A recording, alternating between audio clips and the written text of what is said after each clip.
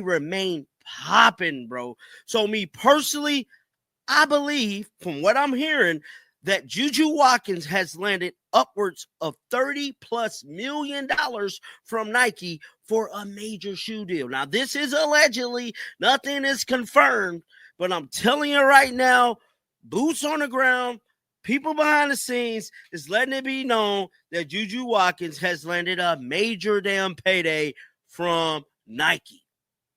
Now, we know Caitlin Clark broke the internet last year, well, 2 years ago now. Reports suggest that Juju Watkins has secured a massive endorsement contract with Nike that significantly exceeds Caitlin Clark's previous record-breaking agreement. Sources indicate this deal could be valued at over $30 million, marking a substantial shift in women's basketball marketing. The negotiations were handled by Clutch Sports, the prominent agency led by Rich Paul and associated with LeBron James. This organization has built a reputation for securing premium contracts for their clients and ensuring maximum visibility for their athletes. Rich Paul's track record includes negotiating some of the most lucrative deals in professional sports. Now, we know Caitlin Clark broke the internet last year, well, 2 years ago now, with her $28 million deal. And I'm here to tell you, that ain't even scratching the surface of what Juju is about to get, bro. Juju finna get all of the bells and whistles. And what's crazy about this, Juju tried to keep this all under wraps, and she just could not hold on to it. TMZ actually caught up with her at the airport, bro. Now, this is crazy. Let's listen to this. Deal since Zion. That's crazy.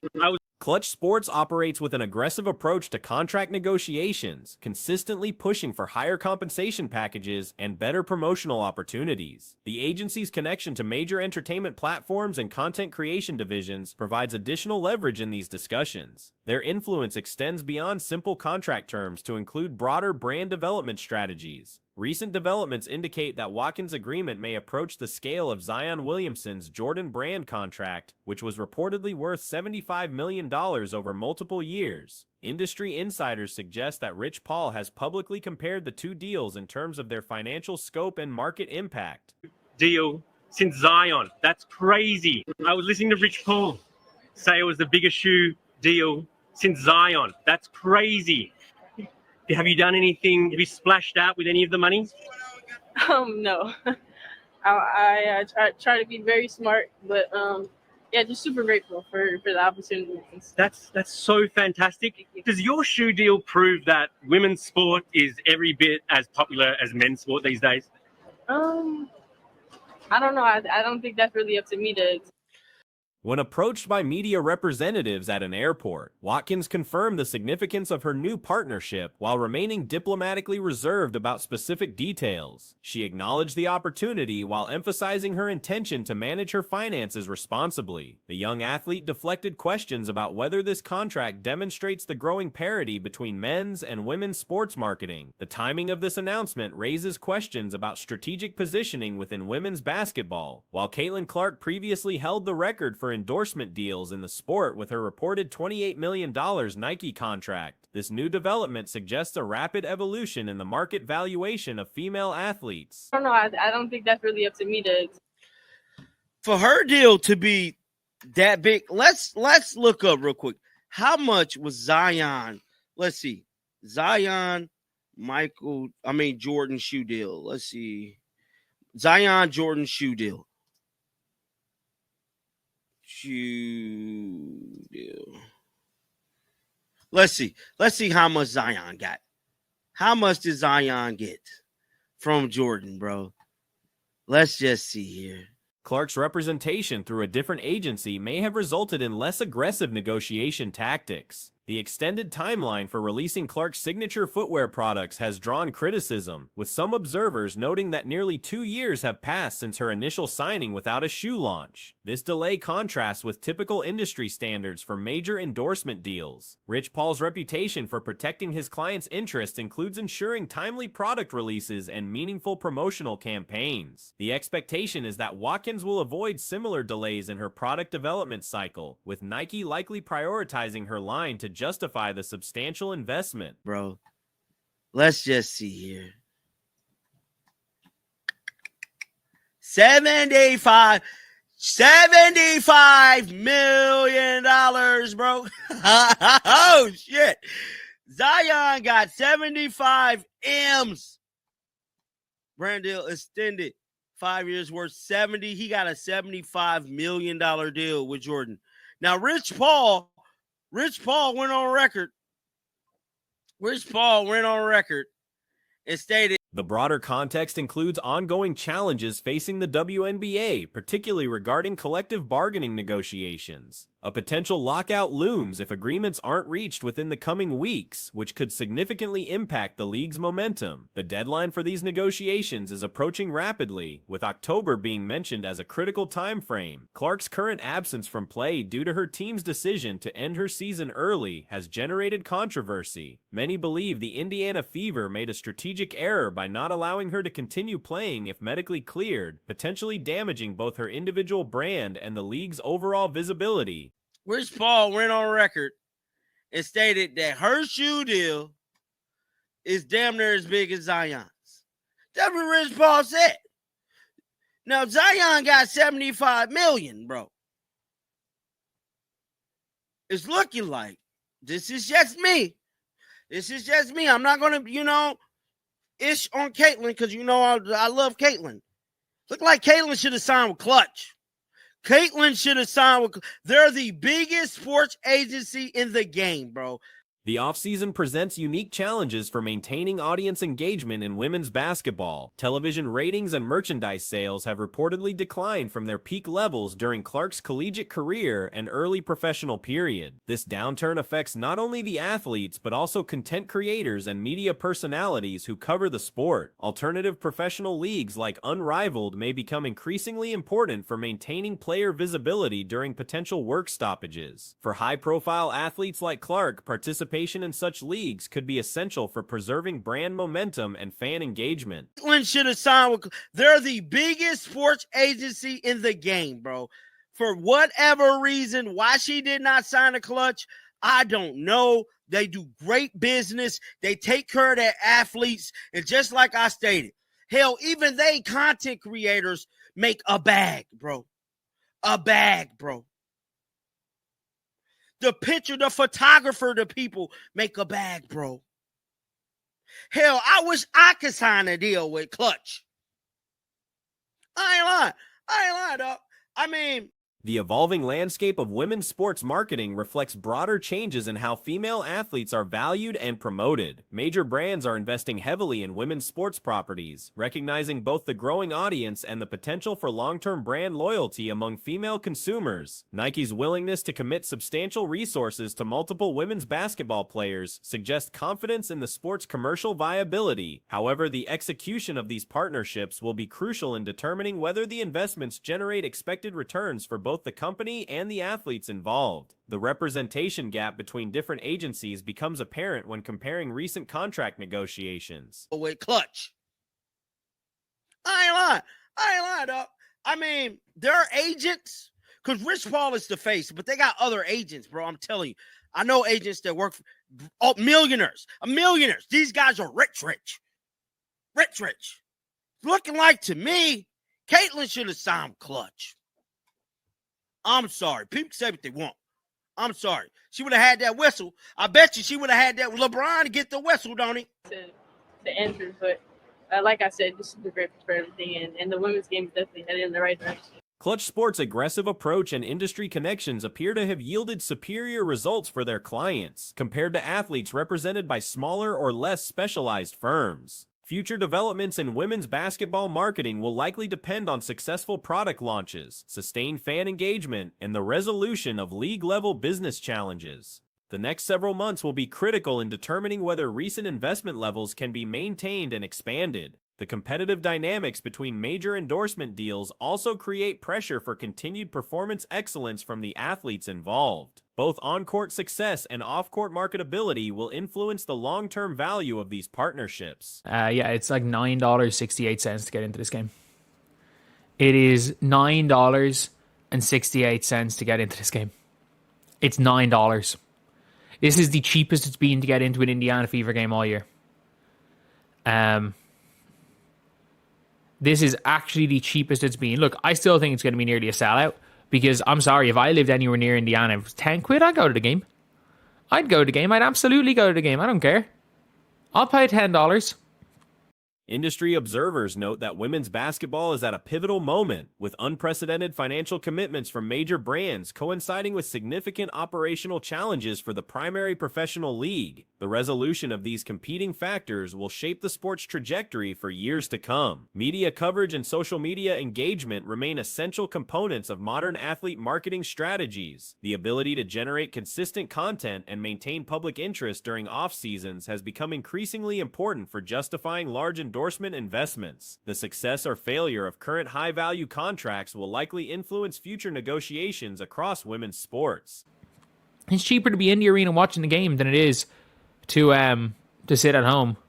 Probably more expensive than it would cost to go to watch call it, to pay for one game on Fever Direct, I'd say, if that's a thing. But I'm looking at SeatGeek right now, and the tickets are, if you're looking at one ticket, you can get tickets in the bleachers for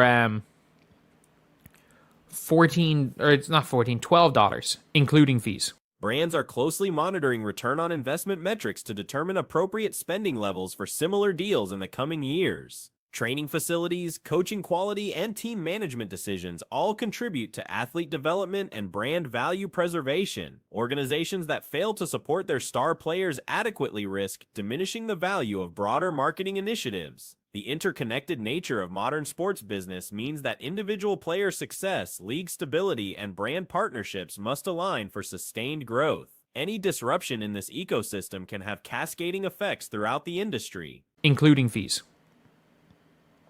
You can get courtside seats for $200. It is $200 to go sit courtside. Second row courtside behind the basket is $200. 1 to 3 tickets. It is $200 to sit courtside this game. This is, in fact, the cheapest. It is cheaper to go to this Fever game. This is the cheapest it's been to get.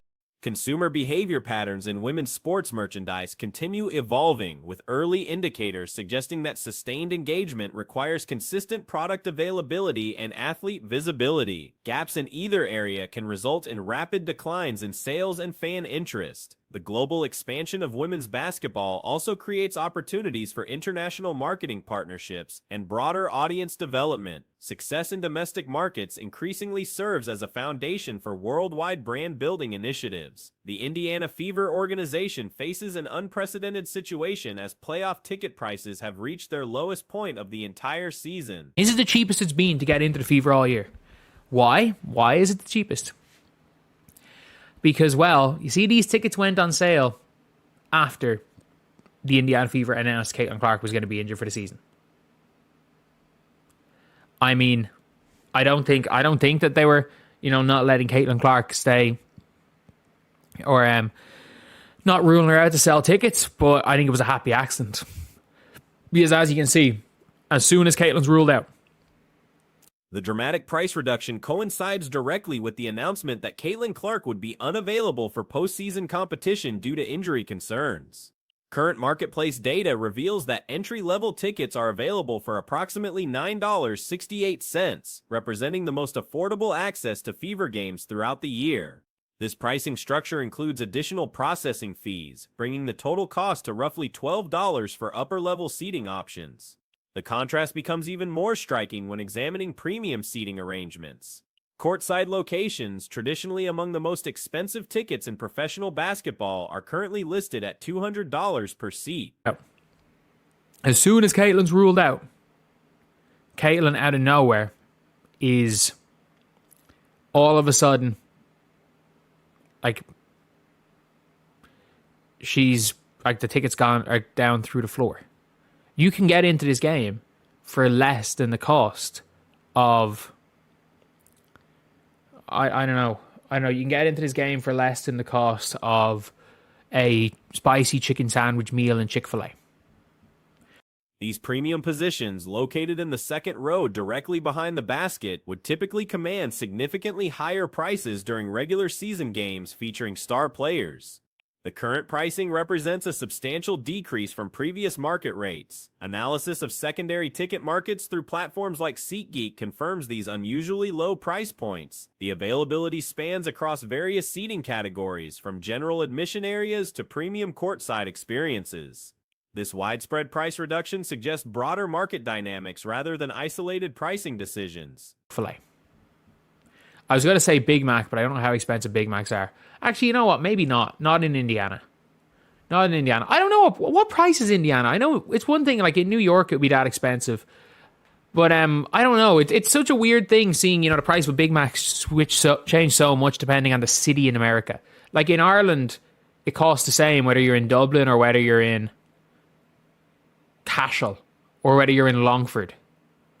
It costs the same whether you're in, heck, maybe even that much. The timing correlation between Clark's injury announcement and subsequent ticket price drops cannot be ignored. Market forces appear to have responded immediately to news of her absence, with resale values declining precipitously. This reaction underscores the significant impact individual players can have on overall franchise marketability. Comparative analysis reveals that these playoff tickets cost less than regular season games featuring Clark throughout the year. Historical data shows that routine matchups with Clark participating typically maintained entry prices between $50-$60, making the current $10 threshold particularly noteworthy.